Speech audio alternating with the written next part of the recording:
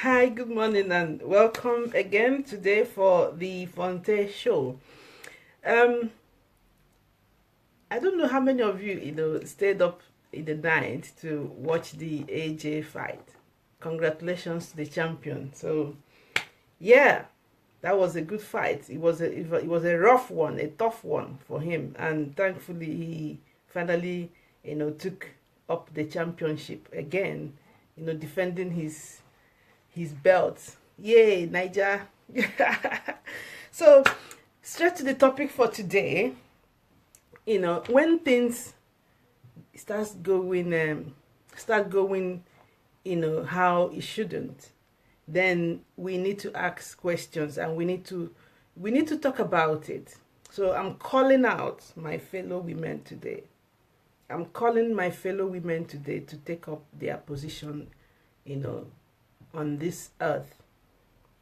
So when you look at the history of the world, you will find out that women have been the sole determinant of how every generation has been, or what they became.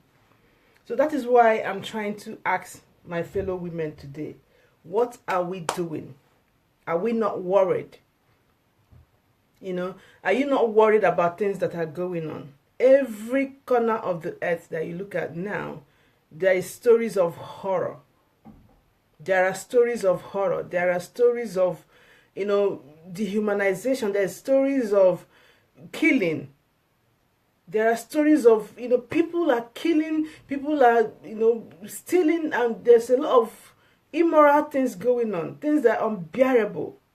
What are we thinking for our children? If my memory doesn't disappoint me, I remember when in Nigeria, when, about women's riots, when women had to stand up and say enough is enough. They defined the time of that era. At every point in time, women have been known for, determining what happens, how the era, is controlled. Women are made are designed to be, to be the neck, to be the drivers of life. Women, we need to understand our power. We need to take up the power that we have been given. There's this notion that women are the weaker sex, women are vulnerable. Yes, women are vulnerable, but in our vulnerability lies our power. In that vulnerability of women lies the power. Since yesterday, I've been reading up certain things and researching and making note of what I'm going to say today, so that we can really, discuss. I'm going to tell you when women become vulnerable. Women become vulnerable when we refuse to use our power. And I'll tell you what I mean by our power. Women become vulnerable when we forget the natural power that we've been given. We become vulnerable when we move away from our role as women to control things. Right from creation, as soon as a woman was created, God knew that the man was not complete. That's what the Bible tells us. And he created the woman to become the helper, to become the soulmate. And when you look at a helper in this context, you can see that the woman is the second eye for the man. Okay, let's bring it down to things happening around us. Take, for example, the president of a country. His second eye, in fact, his first eye in terms of his life security, are his bodyguards. Once the bodyguards mess up, he's gone. His power, the power of the president, lies in the in how effective the bodyguards are. If the bodyguards mess up, if the bodyguards decide to destroy the president, that's it. So women, we need to understand that we have enormous power on how we can influence the men, how we can influence life, how we can influence the earth. And if we channel our power to the negative, the consequences of it comes harder on women. And that is when you say that women are vulnerable. You know, like in my Igbo proverb, they say, you know, when somebody sees, when you see a chicken or something, you know, scattering, you know, feces and things like that, and you don't chase this thing, you eventually might be the one eating the legs of that chicken. That is why it's necessary that women, we stand up. We stand up and say no, and say, and I know there are millions there. We have more good women who want to have things good and correct. What we are seeing now, if throughout the night, 2 days ago and yesterday, my spirit, you know, I don't know, the message keep coming that I have to speak out. You have to talk about this. Call your women, call other women. We need to stand up and take control. Take control and redirect where this world is going to. Let's talk about the killings everywhere. Let's talk about too much raping of young children. We talk about, just name it. Now the church has been invaded, everywhere has been invaded, the community, nothing, no moral anywhere anymore. The government, the politics, everything. And then you begin to ask yourself, these people who are doing these things, didn't they come out from a home? Then we women, we are saying, oh, we are vulnerable, we are weak. We are not weak. We are only weak because we are so gullible. We have become so gullible. We have become so much materialistic. Women are no longer observant. Women of their children. Women no longer care about their homes. We no longer, you know, we no longer want to play the role that we need to play. The primary role of a woman is to make sure that the home is kept. Once we lose the home, once we lose the family values, then the society we are in, you know, we are all in trouble. Then everybody's in danger, including us women. We are even more in danger. So we have a responsibility to go back to the drawing board and hold our families together. It's nothing to be proud of to say single mother, single mother this place, single mother that place. Yes, things happen. Yet, but those things that happen are also consequences of not being careful, of not reading the hands of time. So women, we should not be proud of being a single mother. That is not something to be proud of. Let us say it. Let us say the truth and focus on it. Yes, there are some people, due to certain things, they become, you know, single parents, single mothers. But it's not something because you just want to, you came to England or US or wherever. Because you know you're going to get some benefit, because of just a drop of carrot, because of a drop of potato, chicken and chips, free housing. For whatever reason, you kick your husband out. Some women deliberately marry men they know who are not respectful of them. Why? I'm going to tell you, like when I was in school of nursing, I know majority, over 60% of my classmates were in school of nursing because their aim was to marry somebody abroad. And that is a fact. Over 60% of ladies in my school got into school of nursing just because they want to go abroad. So any man that comes, you're from US, you're in London or wherever, you got yourself a wife.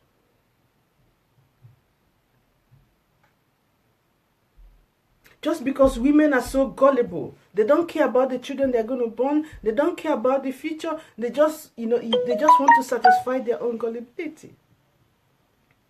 That is wickedness. Wickedness towards the unborn generation.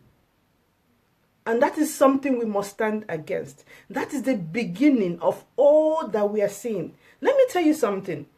If every woman refused to marry a man that she doesn't know how he got his money.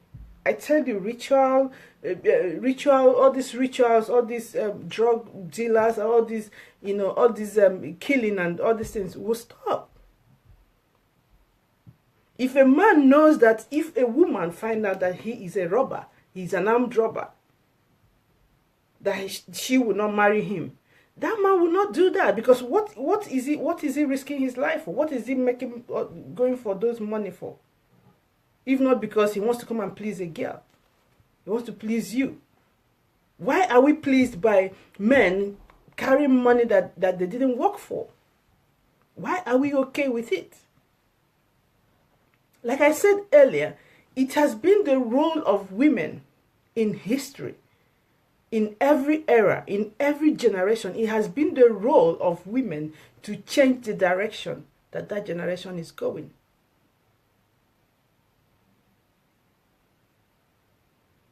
So let us not settle. Let us not keep calm and say, oh, there's nothing we can do, because we have a lot to do. And we have to start from ourselves.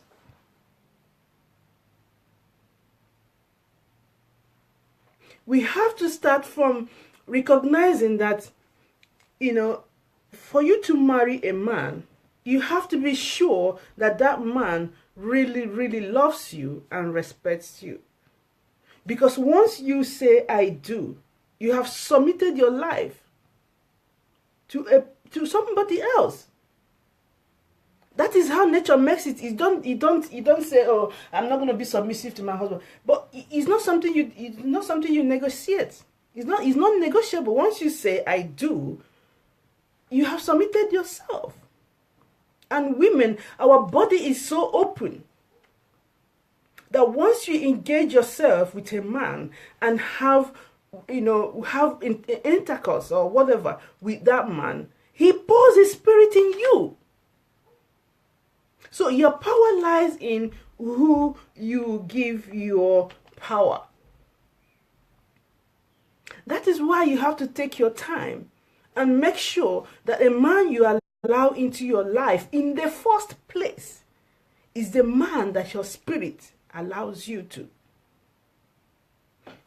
You need to remove the effect of material things. You need to remove the effect. You need to go right into your spirit to know if you're compatible, if your spirit accepts the spirit of this man coming into your life.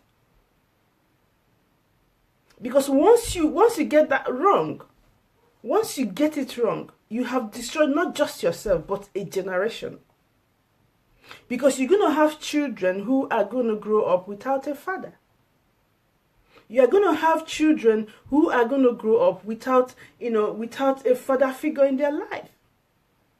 And you are putting them in a higher risk of becoming more dangerous to themselves, to you, and to the community. So the community that we are seeing, that our young boys are killing themselves on the street, it didn't start from the street. It started from the home. And that is why when you see a child turns bad, the first person you're going to ask, who is the mother? Because it is your sole responsibility to nurture a child. You spend the most of the time with that child. And it was your sole responsibility to decide to marry a man. And this is where, if at all we need to preach feminism, this is where feminism comes in. This is where feminism comes in, because this is when women should stand up and say, no, if your child is still young, that child shouldn't go into marriage. This is where feminism comes in. This is where women and our power. But what I have seen is that most mothers are the ones who are pushing their daughters to go into marriage that they don't want. I was reading a thread in a group that I am yesterday, and I couldn't help it. This young girl who is 21 years old, she had just graduated as a lawyer, and there's this man wanting to marry her. And this boy disrespects this girl all the time, beats her, even when I think they were saying it's about a week to the wedding. And this girl doesn't want the marriage, but the mother is forcing her to go into the marriage because he believes that the man has money. That is where feminism comes in. That is where I tell women, that is where you unleash your power. Sometimes they say, oh, I don't know what to do. You know what to do. You know exactly what to do. Your power is in saying no. And your no means no. The worst thing that can happen is they kill you. And you already know that if you go into the marriage, you are still going to be dead. So is it not better for you to stand up for what you believe in, what you know is right, than, trying to pander with people and still die for nothing? Mothers, grandmothers, mother-in-laws, we have so much. Women, when we say we don't have power, it's wrong. It's not true. We don't. We do. Because if your daughter is getting married to a man and she tells you this man disrespects me, or you find a reason, you find out that, see, this guy doesn't love your daughter or doesn't respect your daughter, you have the very power to stop that happening. And to be fair to God himself, God equipped the woman with so much power that we are so intuitive. A woman's intuition, you can't question it. It's so powerful that we almost become prophets. When a woman sees something, a woman knows. Your spirit tells you. We have a very strong power. So it depends on how you want to use your power. Now, on this note, let us look into the Bible and see women of history in the Bible. And let me show you how women from generation to generation have been changing the course of things, whether good or bad. The bad ones, you see the consequences. The good ones, you also see what happens. So we have to channel our spirit, our power, go back to God. We have to go back to the natural role that we've been given so that we can start controlling things. And so that we can make life of our own children better. These days, you can't send your a 10-year-old outside your door without panicking and peeping from the window. Then I ask you, those men who rape these girls, who are their parents? Who are their mothers? Most of them are from single mothers. Because you cannot do it alone. As a woman, you cannot raise a boy alone. Because men need to have the experience. They need to learn. And we keep on bringing that, generation and generation of damaged men. And those generation of damaged men are coming back to damage our women. Likewise, generation and generation of damaged women who didn't see their dad, who didn't learn from their dad how a man should treat them. Because we are so gullible, because we are so looking on money. As long as a man will give you money, then no problem. But then when you get in there, you see that you need to be alive for you to be able to eat the money.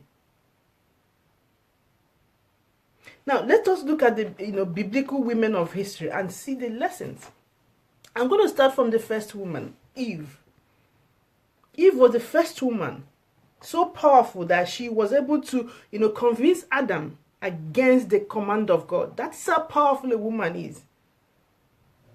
We have so much power. Yes, the man is the head of the family. There's no question about that. But what you need to understand is that you are more powerful because you are the neck. If you don't turn, the head doesn't turn. You are the one directing where the head goes, if I may use it that way. That is why, as a woman, you must use your power in a very positive way. So when Eve did that, the consequences is so costly. It's so costly. That is what it has affected us, generation after generation. That is why, a man might do something and it ends there. But when a woman does something, it multiplies. The same way, when you educate a woman, you educate a generation. When a woman finds her purpose, you have a generation of wealthy, community, wealthy people. You have a generation of enlightened people. So you don't take yourself for granted, woman. There is a purpose that God created you for. And that purpose is so powerful that God could not do without you. Imagine, women, we have wombs. You have a womb. Don't joke with the womb. Don't joke with the womb of a woman. That is where God gave us enormous power. Human beings, that is the place where God gave humans enormous power to become co-creators with Him. That is where God made us, God ourselves. That is where God made us His channel, made us His medium, made us His, you become the bridge. Yes, we can say that a woman brought the man down, but then you need to follow through it. Excuse me.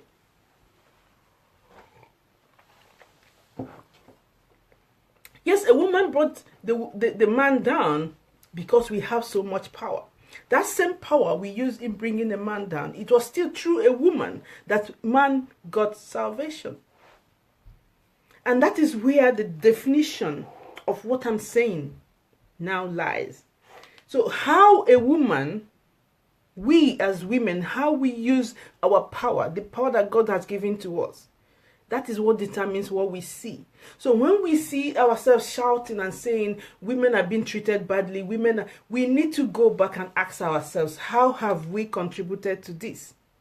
That little thing that you do in your home, that little decision that you take today is the things, when it comes, the ripple effect is what we are seeing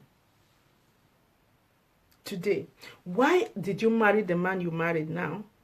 Ask yourself, is your question you answer yourself. Why are you going out with the guy you are dating? Why are you still in that relationship? Ask yourself why. You alone will answer that question. Majority of the times you find that women go into relationship because they are looking for a man to give them money. They are looking for a man to, satisfy them on, all these flesh things. Risking a generation, because a woman is a generation.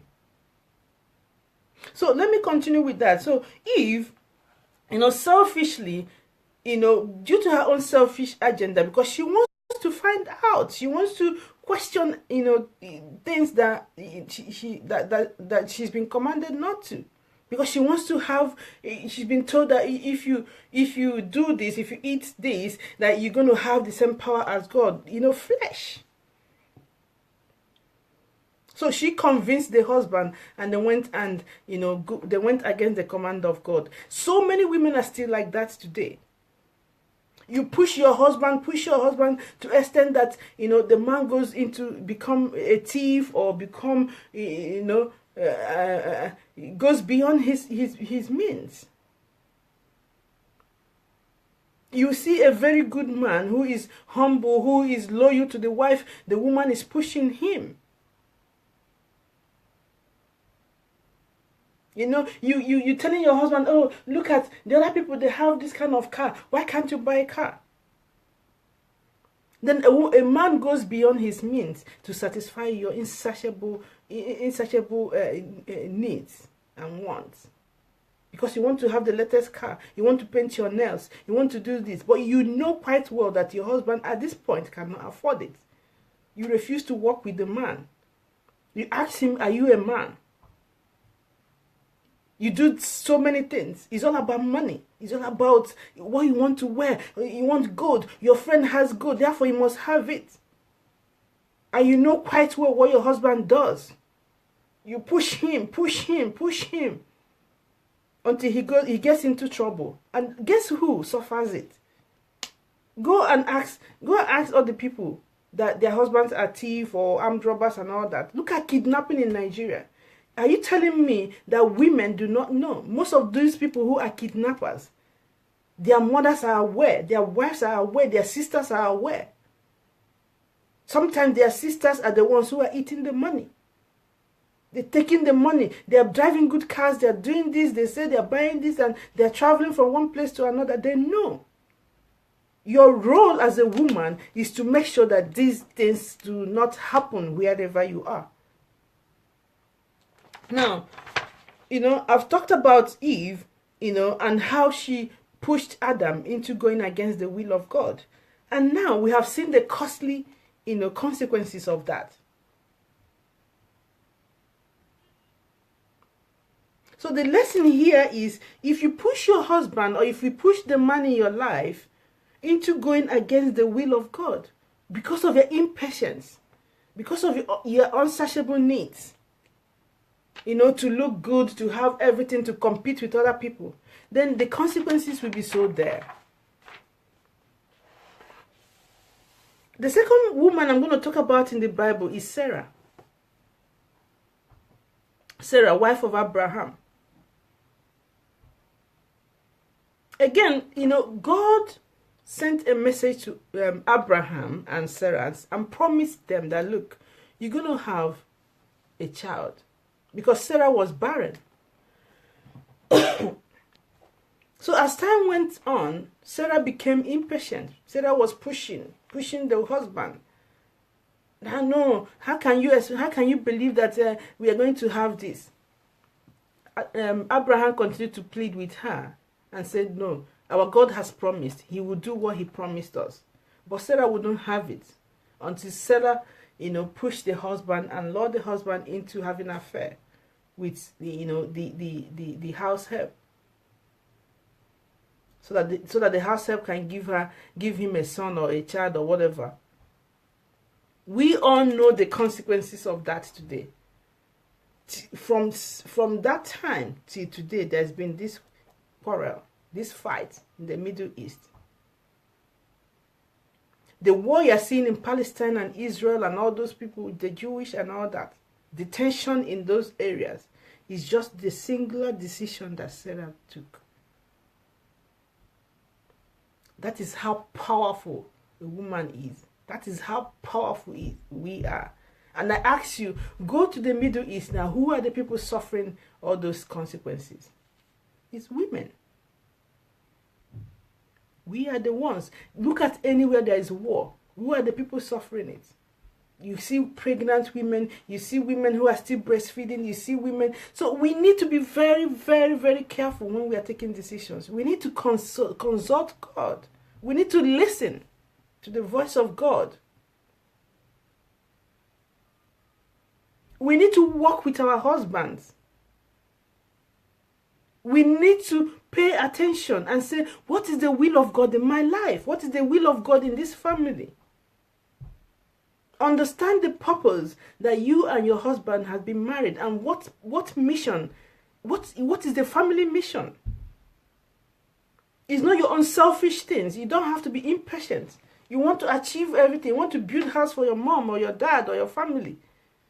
You want to buy cars. You want to show off. You become impatient. You want it now. That is Sarah. Sarah pushed the husband. He convinced the husband again, and the husband went and had an affair with the distant, and they had a baby. And you know the consequences, just as I said, I have explained.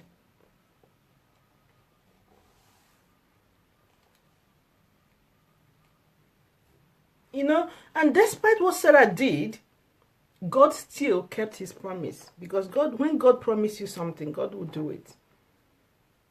God is not a selfish man. He's not like humans who say something the next minute, because you did this, they start giving excuses. God still blessed them with a child. The lesson there is the will of God will always happen in our lives. Therefore, there's no point rushing things. Allow things to happen naturally. Allow things, do your best and let God take decision. Let God bless you. Let God bless your handwork. Let God bless your husband. And that is why you have to marry a man who truly, truly loves you and who have the same values as you. So that when you marry that man, you're not going to be in a hurry. You already know that this man, you two share the same value. You two share, the same objective in life. You see some ladies, they probably have PhD, they have masters, they're so much, you value so much your education. Yet you want to marry a man who didn't go to school just because he has money. That is the first place. You've already failed. If your value, if your worth is in your certificate, why meddle your life with a man who didn't go to school? Then in the middle of the marriage, you start saying, oh, he embarrasses me, blah, blah, blah. But you knew. You start saying, oh, can you imagine, I have PhD. Now this man doesn't want me to work. He doesn't want me to do this. But you knew that he didn't go to school. You knew that he's insecure. You knew about his insecurity, but you blinded yourself because of money. Now, when the consequences comes, you want to come out and you want to talk, and the man is so insecure. Why would you go into such marriage in the first place? If you know you're not going to be that humble, you know your values and the man's values are not the same. That is where you exercise your feminism. That is where you exercise your power. That is where you exercise your womanhood before you get into marriage. Because the beginning of the evil that we are seeing in this world, just a few days ago, they were reading in the news, two young promising guys, they just died from taking drugs. Ask me, where are their parents? Where is the mother? Were these people nurtured?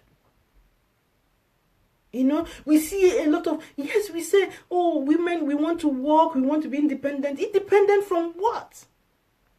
If God wanted you to be on your own, he would have created you on your own.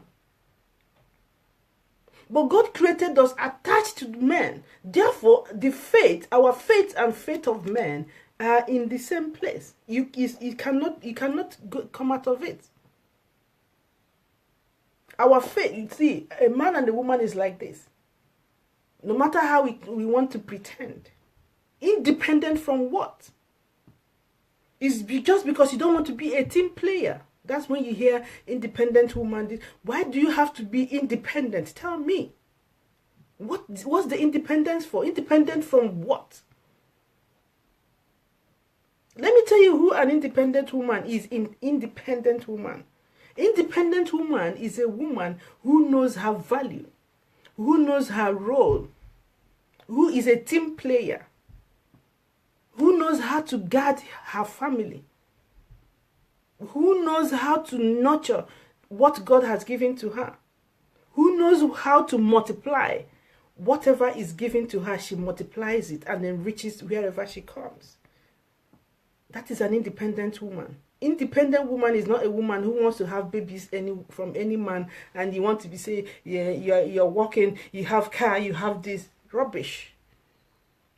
That is rubbish. Let us say the truth. The truth is, when you see women say, oh, I'm independent woman, run away from them, because they are the architects of the evil that we're seeing in our society today.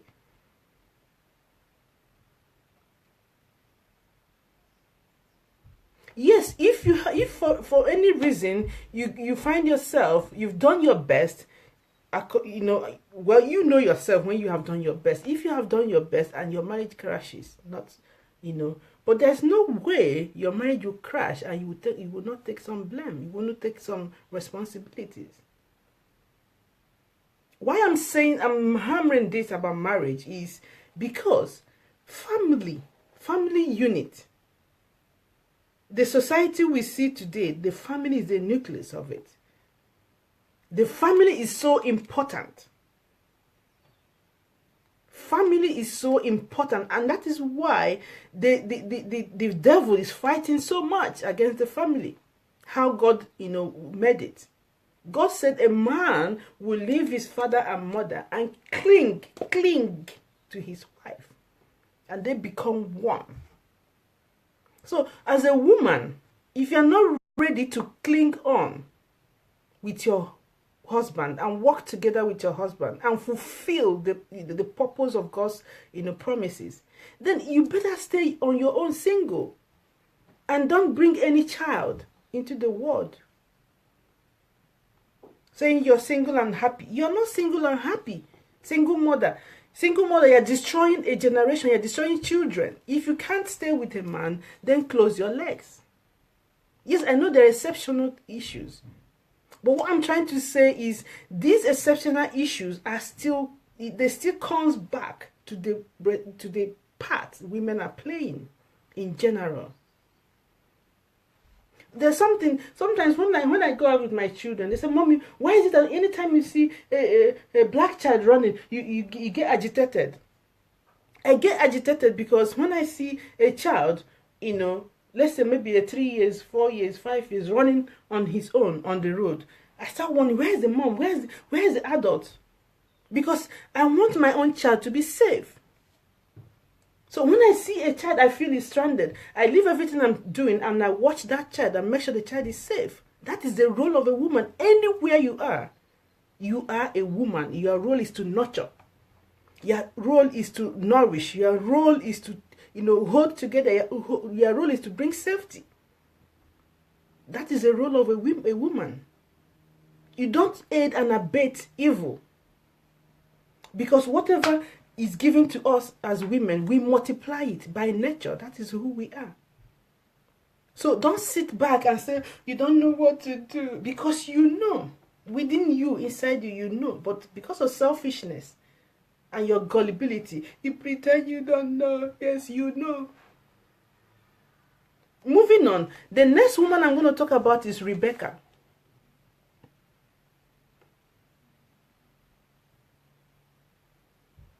Rebecca is the wife of Isaac in the Bible.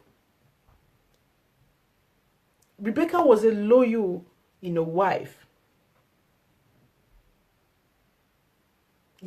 She was loyal and she was, she was humble.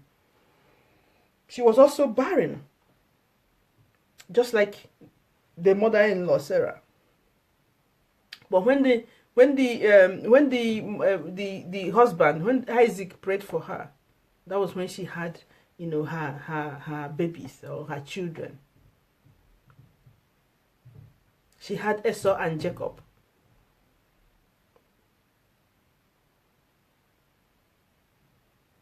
For some reason, again, God used Rebecca. We know the story of Esau and Jacob. When Rebecca was, giving birth, the Holy Spirit, God told her that, look, the one who is holding the heel of the other is going to be is the chosen one. So she knew. That is why you have to pay attention to the will of God. So why am I saying all these things?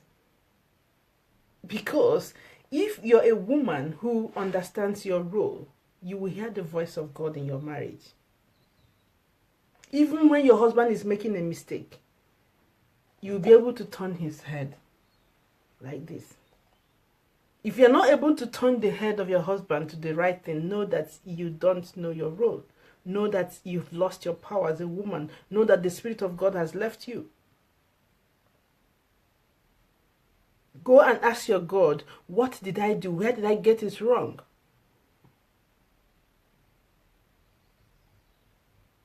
So we have enormous power.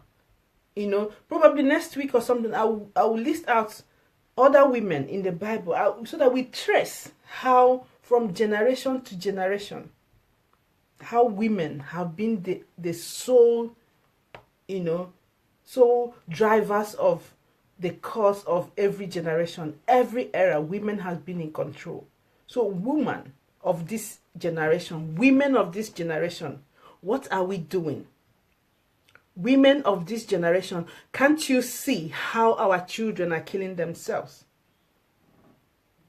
Women of this generation, can't you see blood of our children painting everywhere? Women of this generation, can't we see that the children we are having these days are not prepared? We are having a generation of whiny, irresponsible children, where a child never takes responsibility anymore, where we don't teach our children responsibility. They will tell you, somebody that is 13 years or 14 years is a child. No, why are you telling her to do this? No, you need to pay. But the same child that the same society are telling you, you shouldn't do this, you shouldn't do that, they still give that child into marriage. In America, marrying a 13-year-old is still legal, and in so many parts of the world. Now, if a child at 13 can legally be married, why can't a 13-year-old take responsibility and clean the house, wash plates, go to shopping for the mother? Why can't a 13-year-old take responsibility? We have a generation where children are not allowed to do. He says he's a child. He hasn't really. Yet the same society, the same government that is telling you not to train your children to learn to learn the skills of keeping home and all those things, they will still see them. They handcuff them at 13. When the law comes on them, they don't remember their age. So we need to stand up as women, train our children. Train our children. Hold them responsible when they get it wrong and teach them. Don't allow the society to determine how you treat your child, or not how you treat it, how you train. I'm not saying of treating. If you go abusing your child, that's your business. You go in for it. But we need to learn to train our children. And there's no way you're going to train a child without being an example. If you're running your mouth and fighting with your dad every single day, sorry, you'll find the same thing.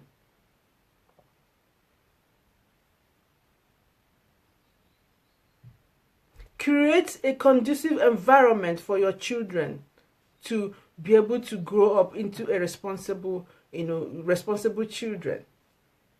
Children who can be confident in their own self, who know who they are. Children who will not repeat the cycle of violence. I see 10-year-olds, 12 years old, 13 years old in London, they kill each other. Mostly within our own community. Mostly within black community. Mostly within Nigerian community. You begin to ask yourself, you will see a woman working 12 hours, the husband is working 12 hours, what for? Nobody is there to care for the children. Then tomorrow, I didn't even know. How will you not know? How can you go to work 12 hours every single day, 7 days a week? What money do you want? You're competing with your husband, who is going to earn more money. Forgetting your own role. Let us not be deceived as women. You see, another thing you need to know is this. In this life, every project, every campaign has always been hijacked. Every campaign has always been hijacked. Just like tradition, the religion, everything that human starts. You might have very good intention, but everything that has been started with good intention on earth has always been hijacked. That is why you need to find out, before you go into anything, go and research that thing. Find out the purpose for which that thing was started in the first place. Feminism has been hijacked. Go back and check out the founders of feminism. Why did they start it? What were they doing? The message of feminism is not saying you shouldn't be married. The message of feminism is not saying you shouldn't be in a marriage. The message of feminism is not saying that we must bring men and kill them. We must start fighting with men. You must become man. The message of feminism is that you find your own worth in you, in your own role. I know my role as a woman in the family, and that role is so powerful. And as a feminist, you demand that you are respected in your role. What will make me valuable in a family isn't me occupying the position of my husband. No. The essence of feminism is to let women understand that you are valuable, you are worthy in your own role as a woman. You don't need to become a man to be valued. That's simple what it is. And so when you know yourself and you're proud in your role, then nobody's going to shake you, nobody's going to move you.